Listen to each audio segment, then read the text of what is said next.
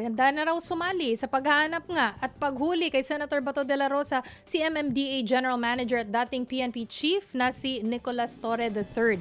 Parte pa rin naman daw kasi siya ng gobyerno, kaya kung tutuusin, pwede pa rin siyang sumali sa paghuli kung uutusan siya ni Pangulong Bongbong Marcos. Pero paglilinaw niya, hindi naman tungkol sa kahit sinong tao ang usapin ng paghuli kay De La Rosa, kundi tungkol sa batas at tungkulin ng gobyerno. Matatandaang si Torre ang humuli kay dating Pangulong Rodrigo Duterte bago siya ilipad papuntang International Criminal Court sa The Hague.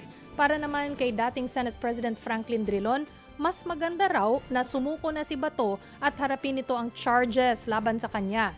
Pinuna rin ni Drilon ang tila mabagal na aksyon ng gobyerno tungkol sa paghuli sa nagtatagong senador. Pero sabi ni PALS Press Officer Claire Castro, focus daw sila at hindi kikilos lang ng basta-basta. Kaya asahan daw ng lahat ng ang magiging mabilis at legal na aksyon ng pamahalaan tungkol dito. I wonder kung may impormasyon na yung mga law enforcers kung nasaan si Senator Bato. Parang 4 days ago sinasabi ng mayor na alam na daw nila. Oh. Pero hindi natin masyadong ang pinakikialaman kasi it's an operation Siyempre. that we don't want to interfere with dahil baka jeopardize. Pero yan lang ang sinabi nila ganun lang. Wala nang mga detalye. Parang Alam ang sinabi nila. lang nila, nandito pa sa Pilipinas. Yes. Correct. Diba? So, wala pa tayong idea. Ang sinasabi nila dito sa Pilipinas kung pagbabasehan natin yung mga immigration activities kasi wala silang nakikita na lumabas ng bansa si Senator Bato. Kaninang kuha lang ba yan? Yung kay General Torre Oo, at saka kay Secretary Joey Lina. Yes, I yes. wonder kung anong opinion din ni dating Interior Secretary Lina.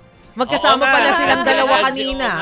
Pero more na highlight doon sa kapihan na yun yung yung kagustuhan ni Mr. Torre na kung kakailanganin, tutulong siya.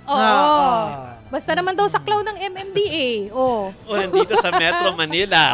So, nandito sa Metro Manila. Bakit hindi? Kaso ko nasa Davao. Hindi natin alam. General Torre sa Makati daw binabani Senator Robin Hood. Metro Manila yun. Anyway. Kung nandun pa.